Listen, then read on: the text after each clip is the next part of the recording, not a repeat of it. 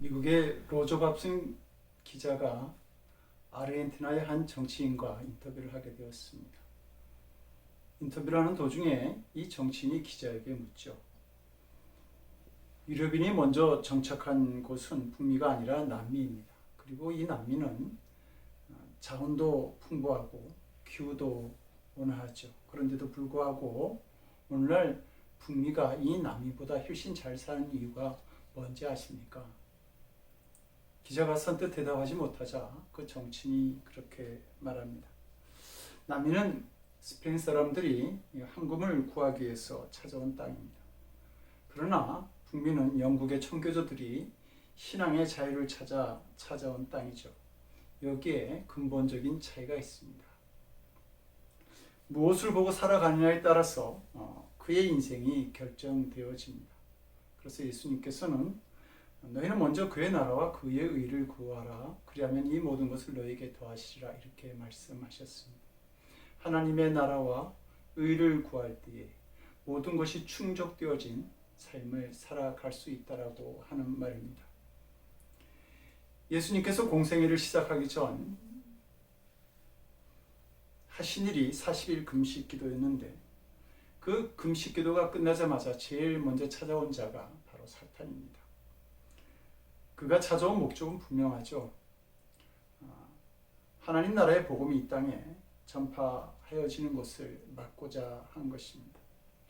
이런 사탄의 방해는 로마 시대를 거쳐서 역사적으로 계속해서 이어지고 있습니다. 오늘날에도 매년 17만에서 20만 명에 달하는 그러한 성도들이 복음으로 인해서 순교를 당하고 있습니다. 복음의 역사를 방해하고자 하는 사탄의 적극적인 저항인 것이죠. 그러나 복음에는 생명력이 있습니다. 그래서 그 고난을 이기며 여전히 복음은 자라가고 있는 것이죠. 오늘 우리가 봉독한 본문에도 복음의 역사를 가로막고자 하는 초대교회에 나타난 시험에 대해서 말하고 있습니다. 그 일에 대해서 1절은 그때의 제자가 더 많아졌는데 헬라파 유대인들이 자기의 가부들이 그 매일 구제에 빠짐으로 히브리파 사람들을 원망한대 이렇게 말합니다. 교회 안에 원망이라고 하는 위기가 찾아온 것이죠. 당시 이 예루살렘 교회 안에는 두 종류의 교인이 있었는데 첫째 부류는 팔레스타인에서 나서 자란 유대인 출신의 교인으로서 대부분 이들은 아람어나 히브리 말만 사용하는 교인들이었습니다. 또 다른 부류는 이스라엘을 떠나서 살았던 교인들인데 이들은 대개 이방의 땅에서 났거나 또 거기에서 성장한 사람들이라서 그들은 그 아람어나 히브리 말보다는 그 헬라 말이 자유로운 그런 사람들이었습니다.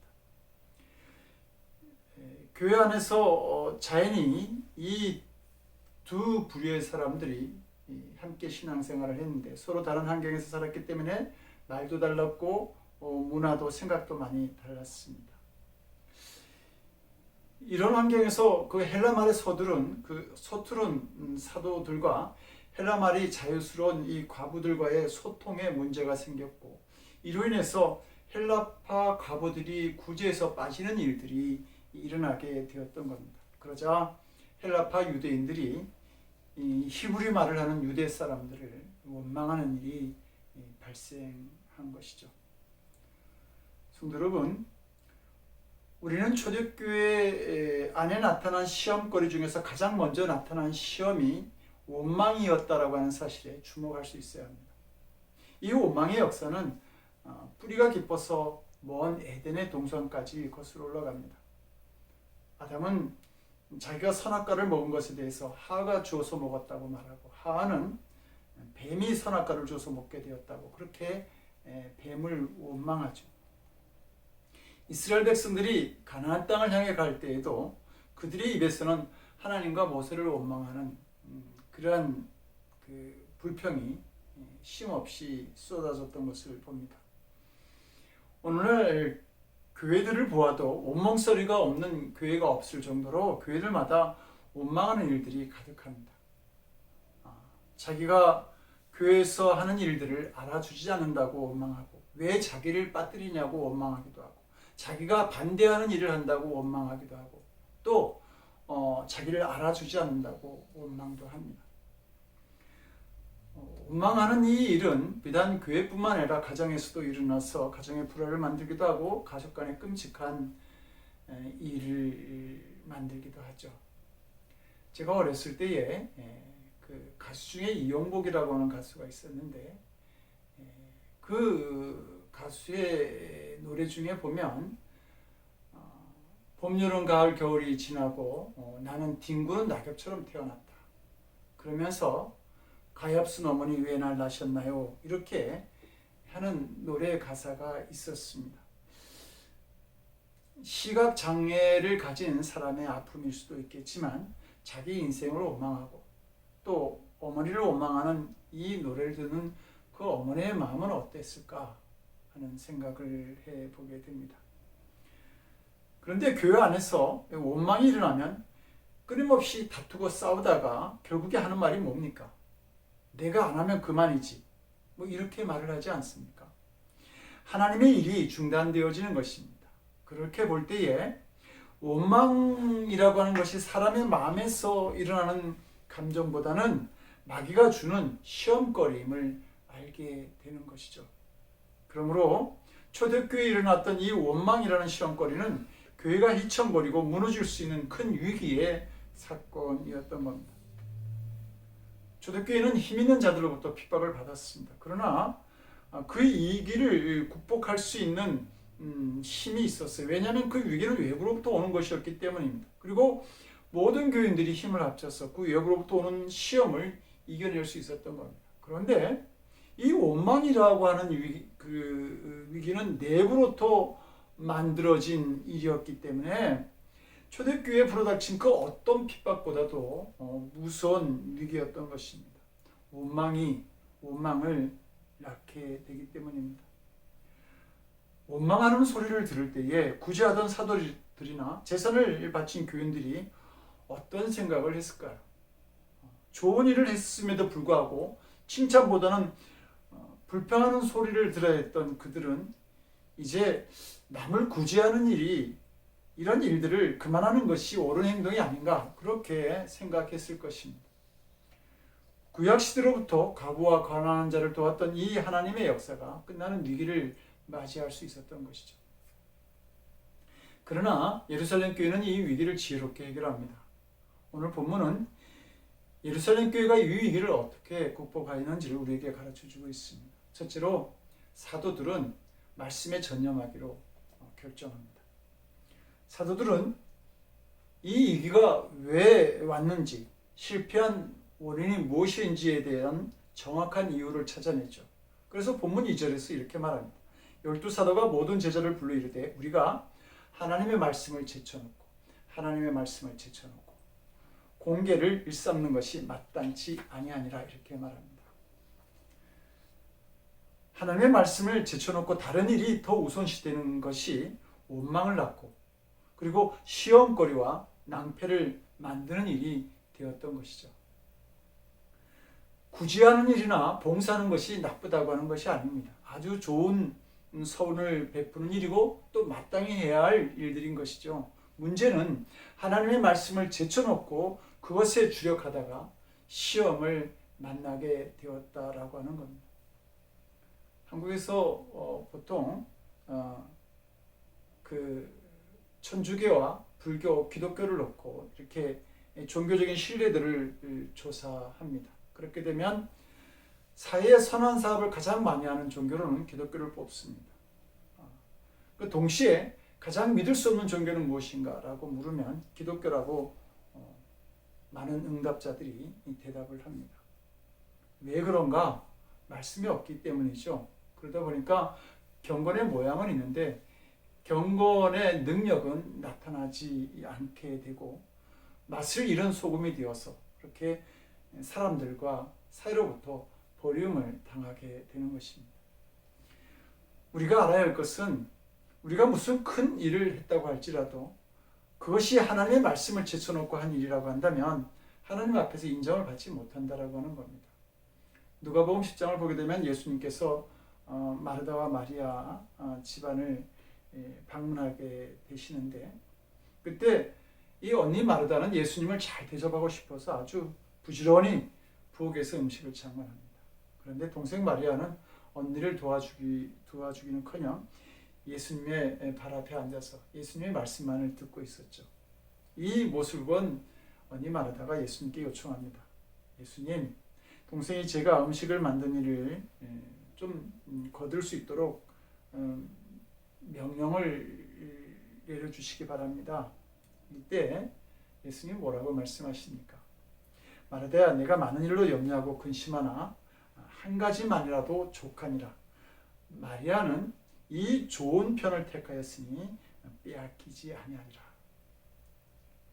말씀을 듣는 것이 음식을 장만하고 봉사하는 것보다 더 우선이라고 예수님은 말씀하신 것이죠.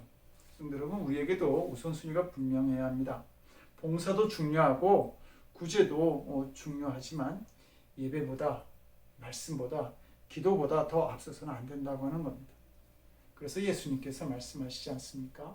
사람이 떡으로만 사는 것이 아니고 하나님의 입으로부터 나오는 말씀으로 산다고 말입니다. 성경에 나오는 가장 불행한 이름 중에 하나가 이가봇이라고 하는 이름입니다. 하나님의 영광이 떠났다는 뜻입니다. 이 이름은 엘리 제사장의 며느리가 자기 아들을 낳고 죽어가면서 태어나는 아기에게 지어준 이름입니다. 성경은 이 이름을 소개하면서 바로 뒤이어서 하나님의 꾀가 빼앗겼고 그의 시아버지와 남편이 죽었기 때문이라고 설명합니다. 엘리 제사장의 아들 비나스가 성전에서 봉사하는 여사제를 희롱하고 그리고 하나님께 드릴 제물을 자기 마음대로 손을 대면서 그 볼을 본인과 아버지와 자기 아내가 죽음으로 받게 되고, 또 이스라엘은 전쟁 중에 법궤를 빼앗김으로 그 벌을 받게 됩니다. 왜 엘리의 두 아들인 홈리와 비나스가 이런 죄를 저지르게 되었을까? 그것은 그들의 마음속에 말씀이 없었기 때문입니다. 하나님의 말씀이 없는 삶이 이런 불행을 만든 것이죠. 두 번째로 예루살렘 교회는 믿음 좋은 집사들을 택하여 구제하는 일과 교회의 여러 가지 봉사한 일을 전적으로 그들에게 맡김으로써 이 위기를 극복하게 됩니다. 하나님의 역사는 하나님께서 주관하시고 이끌어 가시지만, 그러나 그 일은 하나님께서 택하시고 사명을 주신 사람들을 통해서 만들어가고 또 완성되어지는 것입니다. 우리가 사도행전이 시작되는 1장을 보게 되면 성령의 임재를 통해 본격적인 교회의 역사가 시작되기 전에 하나님께서 제자들에게 명령하신 일이 있습니다. 그것은 12제자의 조직을 다시 정비하는 일이었습니다. 그래서 이 초대교회 교인들이 가룟 유다를 대신할 만한 그 12제자의 사도의 직임을 맡을 사람으로 마띠아를 선출하죠. 그렇게 일할 사람들이 갖추어진 후에 성령이 임재하고 또 놀라운 방언의 역사가 나타나고, 그리고 이어서 교회 부흥의 역사가 나타나는 것을 볼 수 있습니다. 하나님은 사람을 통해서 일하시는 분입니다. 그러므로 우리가 일하지 않으면 하나님의 역사도 나타날 수 없는 것이죠. 예루살렘 교회에 선택되어진 그 7명의 집사들은 자신들에게 주어진 일에 대해서 최선을 다하였습니다. 7명의 집사로 채워진 사람 중에 스데반과 빌립이 있었는데, 사도행전 6장 8절을 보게 되면 스데반에 대해서 이렇게 소개합니다. 스데반이 은혜와 권능이 충만하여 큰 기사와 표적을 민간에 행하니. 이 스데반의 직무는 구제하는 일이죠. 그런데 이 스데반에게는 은혜와 권능이 충만했고, 그런 스데반을 통해서 이 기사와 표적이 일어났던 것입니다. 그러다가 이 스데반은 순교의 자리까지 나아가게 되죠. 교회의 첫 번째 순교자가 사도가 아니라 바로 평신도인 집사였다고 하는 사실입니다. 사도행전 8장 5절 6절은 빌립에 대해서 이렇게 말합니다. 빌립이 사마리아 성에 내려가 그리스도를 백성에게 전파하니 무리가 빌립의 말도 듣고 행하는 표적도 보고 한 마음으로 그가 하는 말을 따르더라. 같은 유대인이면서 계대 지칙을 받았던 이 사마리아에 가서 복음을 전한 사람이 바로 빌립 집사였습니다. 사도들은 나중에 가서 이 사마리아에 가서 이를 확인하고 확증했을 뿐이죠. 예루살렘 교회가 세운 7명의 집사가 얼마나 성령 충만했는가를 보여주는 단적인 증거들인 것입니다. 좋은 제도를 갖추었다고 해서 건강한 교회가 되는 것은 아닙니다. 결국은 사람이 문제인 것이죠. 집사라고 하는 좋은 제도도 중요할지 모르지만 그것은 필요한 조건만을 만족하게 하는 것입니다. 필요 충분 조건이 되지 않는다고 하는 것입니다. 그 제도에 참여한 성도가 하나님 우선 중심의 믿음을 분명하게 고백하고 사명을 감당하게 될 때에 그때 그 교회는 말씀이 왕성하여지고 그래서 믿는 자가 늘어가면서 건강한 교회로 세워져 나아가는 것입니다. 세 번째로 예루살렘 교회는 자신을 비우고 주님의 은혜를 따르는 성도들의 아름다운 믿음으로 인해서 이 위기를 극복하게 됩니다.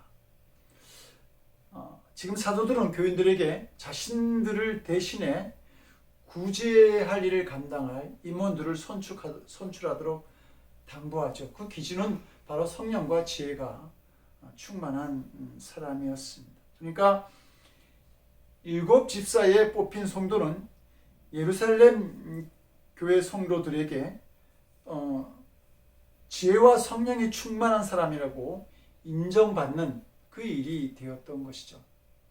그렇게 보면 이 예루살렘 성도들은 이 7 집사에 선출되어지는 것을 아주 영광으로 알았을 것이고 히브리파와 헬라파로 나누어진 이 교회 안에서 자신들이 지지하는 그 파의 사람들이 더 많이 선출되어지는 것을 원했을 것입니다. 왜냐하면 그렇게 되면 자기들의 그룹이 더 귀한 믿음을 소유하였다는 것을 증명하는 하나의 방법이 될 수 있기 때문이죠.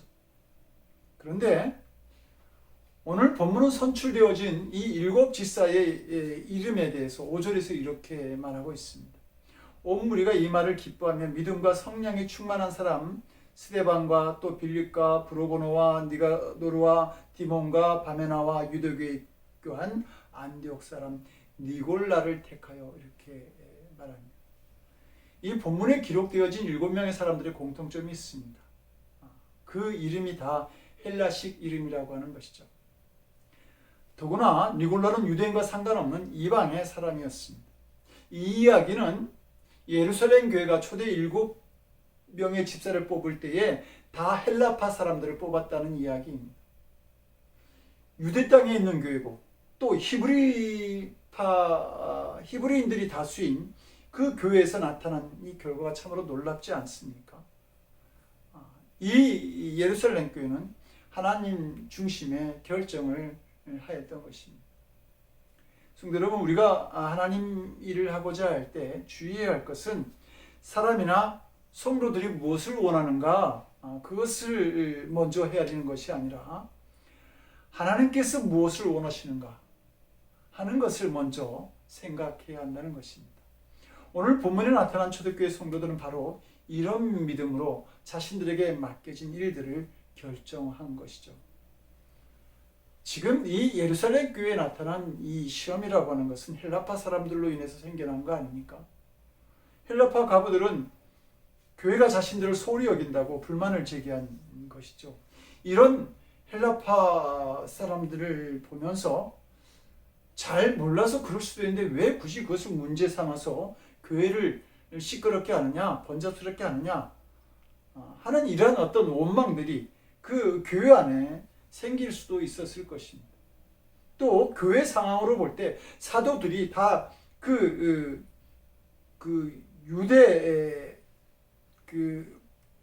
있는 사람들이니까 그들과 잘 맞는 히브리파 사람들을 집어넣어야 한다고 그렇게 생각할 수도 있었을 것이고, 아니면 그래도 유대 지역에 있는 이 교회의 임원을 뽑는 일인데 이 지역 정서에 밝은 히브리파 사람이 임원이 되는 것이 마땅하지 않냐고 그렇게 주장할 수도 있었을 것입니다. 그러나 초대교인들은 서로 의논한 결과 7명을 뽑아 구제하는 일, 즉 양식을 나눠주고 재정을 다 담당하는 이 모든 일들을 다 헬라파 사람들에게 맡겼다고 하는 사실입니다. 히브리파 교인들이 다 물러서고 헬라파 교인들이 주관해서 그 일들을 맡도록 한 것이죠. 초대교인들은 교회 안에서 억울한 일을 당한 사람이 더 이상 억울한 일을 당하는 일이 없도록 헬라파 사람들만을 뽑아서 7집사로 선택한 것입니다. 원망이 원망으로 번지지 않도록 주님의 은혜로 교회에 나타난 질병을 치유한 것이 바로 이 초대교회의 분위기였던 것입니다. 성도 여러분, 아름답지 않습니까? 정말 주님의 교회를, 주님의 은혜를 드러낼 줄 아는 사람들의 모습 아닙니까? 이런 걸 보면서 초대교회가 얼마나 그 은혜스러운 교회인지를 새삼스럽게 알게 되는 것입니다. 초대교회 성도들의 모습은 자신들이 드러나는 것이 아니라 오직 예수님의 십자가만이 드러나고 하나님의 영광만을 구하는 그런 신실한 믿음의 사람들이었던 겁니다. 예수님은 성장하고 변화되어지는 하나님 나라에 대한 비유의 이야기를 하시면서 두 가지 이 비유를 말씀하셨는데, 하나는 겨자씨에 대한 비유고 또 하나는 누룩에 대한 비유였습니다. 그런데 이 두 가지는 서로 다른 중대한 차이를 가지고 있습니다. 겨자씨는 자기의 모습 그대로 가지고 가면서 성장하지만, 누룩은 자신이 녹고 없어져서 그 밑가루를 부풀리고 크게 만들어 나아가게 하죠. 자신의 존재 자체가 완전히 사라지는 것입니다.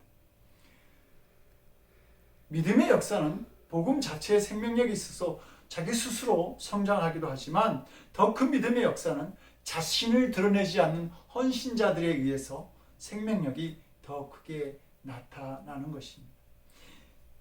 믿음의 역사가 우리들에게 더 크게 나타나기를 원한다고 한다면, 우리는 녹아지고 숨겨져야 하고, 복음이 생명력을 갖기를 원한다고 한다면 우리는 조용히 사라져야 한다고 하는 겁니다. 하나님의 영향력이 커지기를 원한다면 우리의 영향력은 작아져야 하는 것이죠. 아프리카 선교를 하다가 그 선교지에서 죽은 이름 없는 선교사가 있었습니다. 그 선교사의 그 성실하고 헌신적인 봉사를 기억하던 원주민들은 그가 죽은 후에 그의 비문에 이런 글을 써 넣게 됩니다. 선교사님, 당신이 왔을 때 우리는 어둠 속에 있었습니다. 그러나 당신이 떠나간 지금 우리는 빛 가운데 있습니다. 그 선교사는 이름 없이 죽었지만 그분이 남겨놓은 복음의 힘이 원주민들을 어두움에서 빛으로 변화되어지는 사람으로 만들었던 겁니다. 예루살렘 교회는 자신들에게 닥친 위기 앞에서 사도들은 기도와 말씀에 전념했고 7명의 집사는 자신들이 맡은 직무에 충실했으며 온 성도들은 하나님의 말씀 앞에 그대로 순종하였습니다. 이 아름다운 신앙의 모습을 보여준 예루살렘 교회에 대해서 본문 7절은 이렇게 말합니다. 하나님의 말씀이 점점 왕성하여 예루살렘에 있는 제자의 수가 더 심히 많아지고 허다한 제사장의 무리도 이 도에 복종하니라, 이렇게 증거합니다. 정말 신나는 보고가 아닐 수가 없습니다. 예수님이 사역을 시작하시면서 처음 선택한 12명의 제자들의 면면을 보면 세상에서 인정을 받을 만한 어떤 지위나 돈 혹은 지식을 가진 사람을 찾아볼 수가 없습니다. 그들은 어부 출신이요 세리 출신의 인간적인 면모를 볼 때 어느 것 하나 자랑할 것이 없는 사람들이었습니다. 정말 볼품없고 초라한 신분을 가진 사람들이었지만, 이런 제자들에 의해서 시작된 복음의 역사가 지금 예수님을 죽이려고 했던 그 제사장들까지 예수님을 그리스도로 고백하게 하는 그런 놀라운 역사가 일어났음을 성경이 증거하고 있는 것입니다. 복음이 갖는 생명력 때문에 그렇습니다. 사랑하는 성도 여러분, 복음에는 생명력이 있습니다. 그러나 그 생명력은 말씀 앞에 자신을 비울 줄 아는 사람들에 의해서 더 크게 자라나고 사람들을 변화시키는 역사를 만들어내는 것입니다. 이 믿음이 우리들의 믿음이 되어서 복음의 역사를 더 크게 만들어 나가는 성도들과 늘 푸른 교회가 될 수 있기를 주님의 이름으로 간절히 축원드립니다. 기도하시겠습니다. 우리의 구원이 되시는 하나님, 나를 사랑하시는 하나님을 먼저 볼 수 있게 하시고 십자가의 예수님을 바라보는 저희들이 되게 하여 주시옵소서. 그리하여서 누룩처럼 자신을 비우게 하셔서 복음의 역사를 힘있게 만들어 나가는 저희 모두가 될 수 있도록 주님 은혜를 내려 주시옵소서. 이제는 하늘의 보좌를 모시고 이 땅에 내려오신 우리 주 예수 그리스도의 크신 은혜와 하나밖에 없는 독생자를 십자가에 못 박으심으로 우리를 향한 구원을 완성하신 아버지 하나님의 극진하신 사랑하심과 죄악 가득한 이 세상 속에서도 나를 비우고 주님께 온전히 헌신할 수 있는 믿음으로 살아가게 하시는 성령님의 감화 감동, 우리 안에 교통하시고 역사하시는 놀라우시는 종이 이제 온전히 하나님의 영광만을 드러내기를 원하여 우리 자신을 온전하게 헌신하기를 원하는 그러한 성도들 머리 위에 저를 삶과 가정과 일터 위에 지금으로부터 영원토록 함께 하옵시기를 간절히 축원드리옵나이다. 아멘.